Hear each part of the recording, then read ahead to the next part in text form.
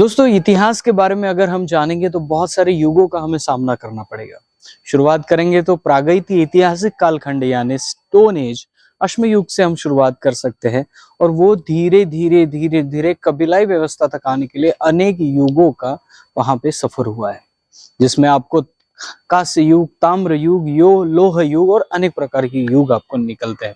इतिहासकार जितने उनमें वेराइटीज डालते हैं वो उतने ही ज्यादा युग बनते जाते हैं।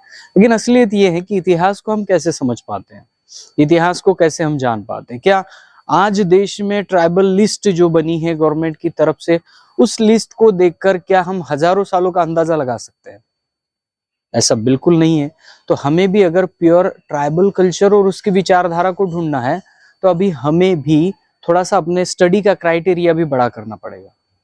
इस स्टडी के क्राइटेरिया को बढ़ाकर बाकी ऐसे लोगों को भी समझना पड़ेगा, ऐसे लोगों के कल्चर को भी देखना पड़ेगा जो कि शायद किसी दुनिया के ट्राइबलिस्ट में ही नहीं है, बट उनका कल्चर कहीं ना कहीं मेल खा रहा है कि शायद वो ट्राइबल होना चाहिए था बट वो किसी दूसरे लिस्ट में है, और ऐसा लगता है कि ये ट्राइबल नहीं होने चाहिए थे बट वो ट्राइबल की लिस्ट में है।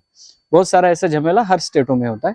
वो उन सरकार और कोर्टों की जिम्मेदारी है, वो उनके बीच में हम नहीं पड़ेंगे। मेरा कहने का मतलब यह है कि हम लोगों को अभी स्टडी का क्राइटेरिया बड़ा करना पड़ेगा, क्योंकि हमारी इसमें जो परंपराएं होती हैं, हमारी इसमें जो विचारधाराएं होती है, वो बहुत ही बेटर और मजबूत तरीके से होती है। उसको अगर समझा जाए, उसको अगर कैलकुलेशन किया जाए तो सही ट्राइबलों का मतलब और सही रीजन के साथ निकल के बाहर आएगा। दोस्तों, मैं अभी तमिलनाडु के दौरे से लौटा हूं और मैंने जिस क्षेत्र का दौरा किया वो तमिलनाडु का मेन क्षेत्र माना जाता है। जी हाँ दोस्तों, नीलगिरी पर्वतों के बारे में आपने तो सुना होगा। नीलगिरी से शुरू होकर वो धर्मपुरी की जंगलों को लगकर कर्नाटक और तमिलनाडु के बॉर्डर पे जो नदी निकलती है, जिसे पानार हल्ली बोला जाता है, वो नदी के किनारे कुछ इतिहास बसा है। पहला तो पॉइंट आपका ये आएगा कि वीरप्पन जी वहां पे रहे थे। जी हाँ दोस्तों, दुनिया भर में जो वीरप्पन का नाम और वीरप्पन की एक स्टोरी बताई जाती है, चाहे वो प्लस पॉजिटिव हो निगेटिव हो, लेना देना नहीं है। वो जो स्टोरी बताई जाती है, जो मशहूर वीरप्पन थे वो एक्चुअली उसी क्षेत्र में घूमते थे, और जिस पेंठाने पे हम लोग गए थे उस पेंठाने पे लाके, यानी वो ट्राइबल पेंठाने पे वो आके इतनी बड़ी सी घंटी उन्होंने बांधी थी। वो घंटी आज भी है, हम लोगों ने उसको देखा है। मैं तमिलनाडु पहुंचा। तमिलनाडु पहुंचने के बाद बहुत सारे सवालों ने पहले घेर लिया कि यहाँ पे कुछ एरियाज ऐसा है कि नीलगिरी के क्षेत्र में जो कुरुमन्स रहते हैं एक्चुअली वो ट्राइब लिस्ट में है और गवर्नमेंट उनको ट्राइब मानती है। नीलगिरी के माउंटेन से थोड़ा अलग रहते हैं, उनको मात्र सर्टिफिकेट भी नहीं मिला है। बहुत सारे कंफ्यूजन। तो ऐसे कंफ्यूजन में मैं वहां पे पहुंचा और उन लोगों ने बताया कि एक तो देखिए कि नीलगिरी क्षेत्र में जो हमारे ट्राइबल लोग हैं उनको तो सर्टिफिकेट मिला है, उनको ट्राइब माना जाता है, बट हमें क्यों नहीं माना जाता? इस सवाल का जवाब मेरे पास भी नहीं था। तमिलनाडु में सिर्फ कुरुमन्स ही नहीं तो बहुत सारे ऐसे ट्राइब है जो आज भी सर्टिफिकेट के लिए स्ट्रगल कर रहे हैं। यही हमें चेहरा छत्तीसगढ़ में मिलता है, यही चेहरा हमें एमपी और महाराष्ट्र में भी कुछ क्षेत्र में देखने को मिलता है।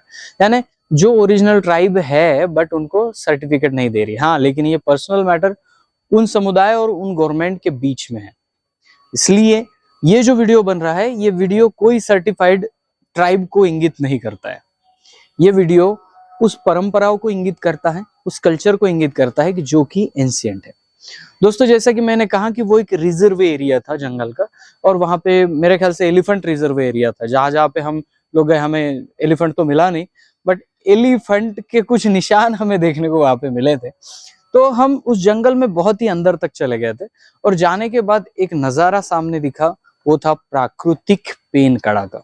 तमिलनाडु में हम एक प्राकृतिक पेनकड़ा देख रहे थे, और वो भी जंगल के बीचों बीच। पानार हल्ली नाम की एक नदी है, छोटी सी रिवर है, और उस रिवर के बीच में ये हमें पेंठाना दिखा। ये पेंठाना, जैसे कि मैंने पहले वर्ड आपको उठाया कि प्राकृतिक पेंठाना। प्राकृतिक पेंठाना में क्या होता है कि मोस्टली जो प्राकृतिक चीजें हैं, पेड़ है तो पेड़ के नीचे कुछ प्राकृतिक आपको दिख जाएगा, वहां पे कोई भी केमिकल्स बनावट नहीं नजर आएगी। तो वही एक सिस्टम था कि वहां पे पत्थर रखा हुआ था और उसी को पेन बनाया गया था। शायद वो उन्हें बीरप्पा कह रहे थे, शायद वो उन्हें फड़ा पेन कह रहे थे, चाहे नाम कुछ भी हो, लैंग्वेज कुछ भी हो, लेकिन जो विचारधारा होती है वो विचारधारा सही है कि वो प्राकृतिक पेन कड़ा था, जहां पे बहुत सारे लोग आके वहां पे पेन पूजा करते थे। हाँ, अभी ये मानता हूँ कि महाराष्ट्र में जो कौन ट्राइब रहते हैं, छत्तीसगढ़ में रहते हैं, इनकी थोड़ा सा गूंगों में नजर आता है। तो हम तो गए थे तमिलनाडु, वहां पे उनके उनके अलग अलग गोंगों की एक चीजें अलग होती हैं। रेड फूल्स ज्यादा यूज किए गए थे वहां पे, व्हाइट फूल ज्यादा यूज किए गए थे और सारी चीजें। और उनके हर एक पेन के पास, मेरे ख्याल से साउथ में हर एक पेन के पास जब जाते हैं तो केला रखा ही जाता है डेफिनेटली, और वो फिर पूजा होने के बाद सब लोग केला खाते हैं। तो इस मकसद से हमने केले तो लिए नहीं, लेकिन भरपेट केले खाए हैं इस पूरे दौरे के दरम्यान। तो सीधा पॉइंट पर आते हैं। पॉइंट ये है कि वहां पे जो प्राकृतिक पेन कड़ा है, उस पेन कड़े में जाकर ये समझ में आया कि ये पेन कड़ा मैप में भी मेंशन है। अभी आप इसको बारीकी से सुनिएगा। जब ब्रिटिश गवर्नमेंट का रूल था यहाँ पे, तब उन लोगों ने सिर्फ और सिर्फ हम लोगों पे शासन ही नहीं किया, तो कुछ चीजों का ऐसे चीजें, कुछ अच्छी चीजें भी बनाई। वो था मैप। उसमें से आती है कि गैजेटियर, जिसमें से बहुत सारे हमारे क्रांतिवीरों का उल्लेख मिलता है। बहुत सारी चीजें हमें निकलकर सामने आते हुए दिखती हैं। तो अंग्रेजों ने, जैसे कि मैं आपको अंग्रेजों का उदाहरण देना है तो मैं ये भी दे सकता हूँ कि हमारे तेलंगाना क्षेत्र में हेमंत डाफ थे, जिन्होंने राजगोंड ऑफ आदिलाबाद लिखा, और उनकी किताब के रेफरेंस से हम आज कल्चर को जान पा रहे हैं। कुछ लोग ऐसे भी थे जिन्होंने रिसर्च किया और इतिहास को बचाए रखा, और आज हमारी जनरेशन के हाथ में वो गैजेटियर, वो मैप्स आ रहे हैं जिनको हम सीख रहे हैं। तो ऐसे ही एक मैपिंग वहां के पेन कड़ा की थी। जब पेन कड़ा की मैपिंग मैंने देखी तो सवाल आया, अरे पेन कड़ा की मैपिंग कैसे हो सकती, क्या है यहाँ पे? तो फिर ये निकल के सामने आया कि वहां पे कैंप था, और वहां पे ही नहीं तो मैप में जहां जहां पे कैंप दिखा रहे सभी चीजों पे कैंप था। फिर हम लोगों ने, सब लोगों ने वो मैप देखा, वहां पे कैंप्स कहाँ कहाँ थे वो देखे। तो कैंप्स मुझे तमिलनाडु में जितने दिखे उतने मुझे कर्नाटका क्षेत्र में भी दिखे, कि नीलगिरी क्षेत्र में दिखे। और उसमें एक सिमिलर बात ये थी कि किसी नदी किनारे और जंगल में ये कैंप्स थे। फिर मेरा बड़ा सवाल है कि ये कैंप्स क्या थे, मुझे बताइए। तो उन लोगों का ये उसमें से उत्तर आया, रीजन आया कि कर्नाटक जी, ये जो कैंप्स होते थे, ये कैंप्स उन लोगों के थे जो लोग पशुपालन के स्टार्टिंग में यहाँ पे आए थे। अभी कंफ्यूज मत हो ना, मैं आपको और थोड़ा सा डिटेलिंग में बताऊंगा। जैसे कि खेती किसानी इंसान ने सीखी, कबीलाई सिस्टम आई, फिर गांव बसे, नार बसे, लेकिन कुछ ट्राइब लोग ऐसे थे जो ट्राइबल लोग पशु पालते थे। और मेरे ख्याल से वो ये शुरुआत होगी कि इंसान ने पशुओं को पालना शुरू किया। तो वो लोग, जंगल में चारा मिलता है और सस्ता से अगर पानी मिल जाएगा तो उनका प्रॉब्लम सॉल्व हो जाएगा। तो ऐसी जगह पे उन लोगों ने अपना बस्तान बसाया और ऐसी जगह पे उन्होंने सिलेक्ट किया, और जहां जहां पे उनके कैंप से डेफिनेटली वहां वहां पे उनका पेन कराया। और ये भारत गवर्नमेंट के मैप की बात नहीं कर रहा हूं, तो मैं ब्रिटिश के मैप की बात कर रहा हूँ। ब्रिटिशर रूल जब था तब का ये मैप है, जिसमें ये कैंप्स के बहुत सारे चिन्ह ये वहां पे दिखाए जाते हैं। अभी कहने का तात्पर्य क्या है? कहने का तात्पर्य ये है कि वहां पे जो ट्राइबल है, वो ट्राइबल शायद बहुत ज्यादा इधर उधर घूमे हैं। और आपने ये देखा, आपने ये सुना भी होगा, नहीं सुना होगा तो आप पढ़ लीजिएगा। ट्राइबल लोग, बहुत सारे ट्राइबल गन में झूम खेती करने की पद्धति है। झूम खेती क्या होती है कि एक जगह पे जाके, एक जगह सिलेक्ट की जाती है, वहां पे खेती की जाती है, और वो खेती करने की पद्धति भी अलग अलग होती है। जमीन पे हल भी नहीं चलाया जाता, या किसी पेड़ को काटा भी नहीं जाता। कहीं कहीं पे तो हल भी नहीं चलाया जाता जमीन पे, और कुछ काटा नहीं जाता, और फिर भी उस स्थिति में फसल ली जाती है। और फिर वो जमीन फसल ले जाने के बाद 2-3 साल हो जाने के बाद जब उनको लगता है कि अभी ये जमीन नहीं दे रही है, तो वो जमीन को बदल देते थे और जंगल में कहीं दूसरी ओर सिलेक्ट कर लेते थे। ये झूम खेती की जो पद्धत है वो ट्राइबल कल्चर में यहाँ पे हमें पशुपालन में भी यहाँ पे नजर आ रही है। अभी मैंने साइन पूछे उनको, उनके पेन कड़ा पे जैसे मैं इंटर हुआ, वहां पे मुझे सबसे पहले नजर आया त्रिशूल, जो कि त्रिशूल बहुत पुराना नहीं है एक्चुअली, वो लोहे का बनाया हुआ रखा है। तो इसका मतलब ये नहीं है कि त्रिशूल बहुत पुराना है, इसका मतलब ये है कि मुंद सूल सर्री को भी ये लोग फॉलो करते थे। और मैं तो ये दावे के साथ कह रहा हूं कि वो लोग वहां के जो रहते थे, जिनके पुराने कैंप से जो यहाँ पे रहते थे, ब्रिटिश गवर्नमेंट ने इनको मैप दे के रखा है, वो लोग शायद मेरे ख्याल से वो तो इन ग्रंथों से पुराना है, तो इनका त्रिशूल उनके भगवानों से कोई कनेक्ट नहीं होता है। दूसरी बात यह है कि जैसे मूनसूल सर्री को हमने देखा, ट्रायंगुलर फिलोसॉफी को देखा, हम थोड़ा अंदर गए, अंदर जाने के बाद हमें कुछ पत्थरें नजर आई, जिस पत्थर में वॉरियर्स दिखाए थे। शायद इसका मतलब यह है कि इनके पुरखा जो है वो वॉरियर्स थे, यानी जो सिस्टम आ रही थी वॉरियर होके, जैसे कि आपने देखा कि जैसे ही कबीलाई सिस्टम शुरू हुई, युद्ध भी शुरू हो गए थे। जैसे ही कबीलाई सिस्टम शुरू हो गई, संघर्ष शुरू हो गए थे। और इस संघर्षों में जिस वॉरियर्स ने अपने समुदाय को बचाया, वो योद्धा कहलाकर उस समाज में बड़ा नाम बन जाता था। और इसी को लेकर किसी कोई पूर्वजों को, शायद उनके कोई पूर्वज होंगे लेकिन उनके हाथ में तलवारें और शस्त्र होने के कारण मैं उनको वॉरियर्स यानी योद्धा कहूंगा।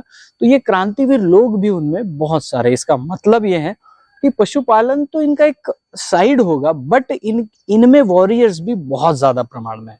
और वो मेरे आने वाले डॉक्यूमेंटेशन में धीरे धीरे आपको समझ में आ जाएगा। देखा कि उनकी पूजा करने की पद्धति बिल्कुल प्राकृतिक है। कुछ चीजें वहां के कल्चर से मिक्स हो गई हैं जिसको हम बदल नहीं सकते, वो तो इधर उधर भी हो गई है।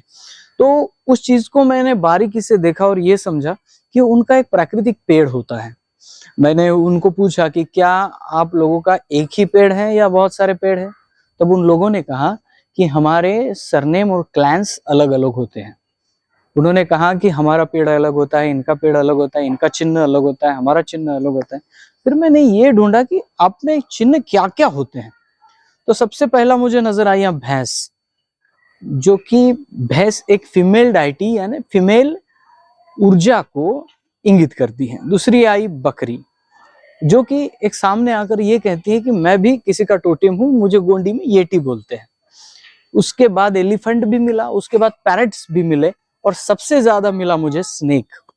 मैं नाग नहीं कहूंगा, नाग एक ही सर्प नहीं है, दुनिया में बहुत सारे सर्प है और बहुत सारे सर्पों को अलग अलग तरीके से पूजा जाता है। जो नागवंशी लोग बोलते हैं मैं नागवंशी हूँ, एक्चुअली वो सर्पवंशी है। और किस प्रकार के टोटेम को वो फॉलो करता है उस सर्पों में भी जाती है।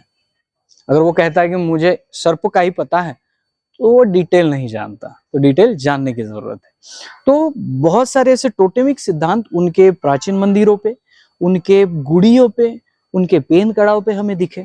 और तब हमने भी उनको बताया कि ये जो साइन है, जो पैरेट्स है, हमें तोता मिला। पैरेट्स क्या होता है, कंगाली साहब की किताब के अनुसार अगर हम चलेंगे तो तोता को गोंडी में सिरी सटवा बोलते हैं। और सिरी सटवा का जो सातवाहन का राजवंश है वो हमें साउथ से ही आता हुआ दिखता है। तो क्या ये भी सवाल है कि इन प्राचीन ट्राइबलों के पास जो तोता सिस्टम है, क्या वो ही आगे चलकर इंप्लीमेंट हुआ और वो बना सप्तकर्णी का शासन, सिरी सटवा का शासन? बहुत सारे सवाल है।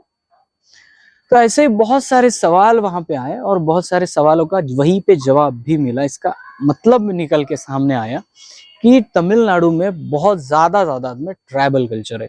यहाँ की मैं ये कह सकता हूँ, तमिलनाडु की तमिल भाषा में आप अगर ढूंढना चाहेंगे तो 30 से 40% वहां पे जो वर्ड आएंगे वो गोंडी वर्ड आ जाते हैं। इसका वीडियो मैंने पहले ही प्रसारित कर दिया है, क्योंकि वो वीडियो पहले अगर मैंने डाल दिया तो बाकी वीडियो समझने में आपको तकलीफ नहीं होगी। तो इसका मतलब यह है कि गोंडी तमिल, तेलुगु, मलयालम और कन्नड़, इन भाषाओं पे अगर प्रभाव डाल रही हैं, तो मेरा सीधा सवाल है कि तमिलनाडु में क्या गोंडवाना कल्चर कहीं था या है? ये सवाल हम देखते हैं कि एमपी में हाथी पर शेर सवार यह चिन्ह है, और वहां से निकलकर हमें दिखता है गोंडवाना के अगर 4 गढ़ों की बात करेंगे, चांदागढ़, खिरलागढ़, देवगढ़ और गढ़ामंडला। चांदागढ़ में भी है, खिरलागढ़ में भी है, देवगढ़ में, गढ़ामंडला, सभी जगह पे ये चिन्ह है। जब साउथ में ये चिन्ह धीरे धीरे जाता है तो हमें कुछ मिलता है मैसूर के साइड में गंडबेरुंडा। गंडबेरुंडा यानी एक पंछी है जिसके 2 सिर है, और वो 2 सिर होने के साथ में अपनी चोंच और पंजों में गोंडवाना का राज्य चिन्ह पकड़े हुए है। और उसके बाद अगर आप देखेंगे तो गोंडवाना का राज्य चिन्ह धीरे धीरे धीरे एक दूसरे में मिक्स हो रहा है और वो एक बन जा रहा है। कैसे? सिंह और हाथी जो है वो मिक्स होते जा रहे हैं और एक बन जा रहे हैं। कहीं पे आपको एक ही मूर्ति दिखेगी जहां पे सिंह और हाथी का आभास हो जाएगा।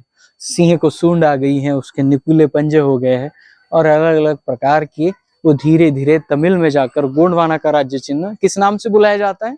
याड़ी नाम से बुलाया जाता है। इसे याड़ी बोलते हैं, और इस याड़ी वाले चिन्ह को, गोंडवाना राज्य चिन्ह को, वहां पे बहुत ज्यादा मात्रा में पूजा जाता है। तमिलनाडु हो चाहे कर्नाटक हो, साउथ में कहीं पे भी आपको अगर कोई टेम्पल का स्ट्रक्चर बनाना हो, कुछ स्ट्रक्चर बनाना हो, उसके सामने गोंडवाना का राज चिन्ह लगा ही देते हैं।